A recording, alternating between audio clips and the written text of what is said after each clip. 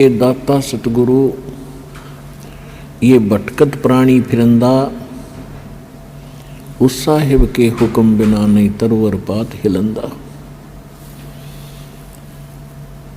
ये संसार, ये भक्तात्माएं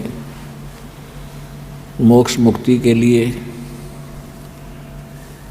बहुत से स्थानों पर जाते हैं, बहुत से संतों से संपर्क साधते हैं, दीक्षा लेते हैं, उनके विचार ज्ञान सुनते हैं। जिज्ञासु होते हैं और उनको जैसा भी कोई गुरु संत मिलता है, वो जैसा भी ज्ञान उसे बता देता है, वो उसको सत्य मानकर उनके द्वारा दिए गए सभी आध्यात्मिक क्रियाओं को करते रहते हैं। जब तक सतगुरु नहीं मिलते तब तक ये प्राणी मोक्ष प्राप्ति नहीं कर सकते और इस संसार के अंदर भी अपने दैनिक जीवन में भी कोई सुख अनुभव नहीं कर सकते। इसलिए कहा है कि भक्ति मुक्ति के दाता सतगुरु, ये भटकत प्राणी फिरंदा, उस साहिब के हुक्म बिना नहीं तरवर पात हिलंदा।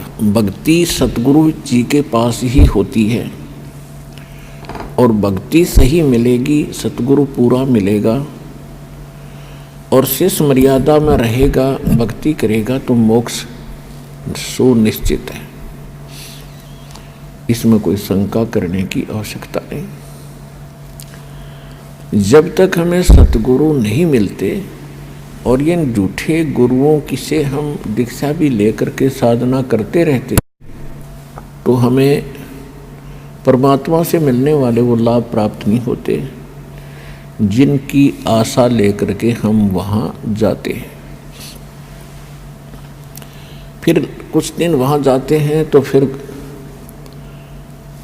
मन में आता है कि कोई लाभ नहीं हो रहा, तो कोई दूसरा व्यक्ति बता देता है कि मैं वहाँ जाता हूँ, वहाँ से ऐसे बहुत से लाभ होते हैं। फिर वो वहाँ जाना शुरू कर देता है। वहाँ से भी कुछ राहत नहीं मिलती है तो फिर वो नास्तिक हो जाता है। ये सोच लेता है कि कोई भगवान नहीं और किसी के पास कोई ज्ञान नहीं,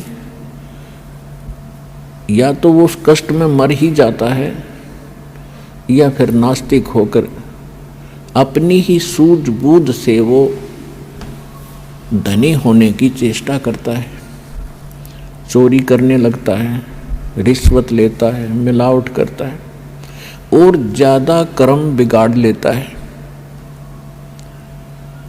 तो परमात्मा ने स्वयं आकर के एक सतगुरु की भूमिका की और उन्होंने ये यथार्थ ज्ञान, यथार्थ भक्ति विधि और सभी क्रियाएं बताई और सभी परहेज बताए, जो मर्यादाएं हमें रखनी अनिवार्य हैं एक भक्त को, तो वो सभी मर्यादाएं भी परमात्मा ने ही बताई। तो सतगुरु परमात्मा ही होता है या फिर परमात्मा का कृपा पात्र कोई संत विश्व में एकाध ही होता है। वर्तमान में एक ही होता है, विश्व में दो सतगुरु नहीं होते। तो कहने का भाव ये है कि जब परमात्मा सतगुरु की भूमिका करने आए थे सन 1398 से सन 1518 तक काशी शहर के अंदर एक जुलाहे के रूप में, एक सिंपल मैन के रूप में अपना दैनिक कार्य करके दिखाया। एक कृत्रिम परिवार था, कृत्रिम बनावटी। वो कैसा था कि परमात्मा सतलोक के अंदर रहते हैं। सतलोक वो स्थान है जिसको गीता अध्याय नंबर 18 के श्लोक नंबर 62 में कहा है कि अर्जुन, तू सर्वभाव से उस परमेश्वर की शरण में जा, उसकी कृपा से ही तू परम शांति को और शाश्वतम स्थानम यानी सनातन परम धाम को प्राप्त होगा।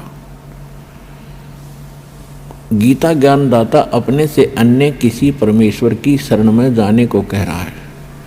तो वो परमेश्वर सतलोक में, शाश्वत स्थान में, सनातन परम धाम में रहता है और वहाँ से वो चलकर आता है यहाँ संसार के अंदर अपनी ही जानकारी वो स्वयं बताने के लिए।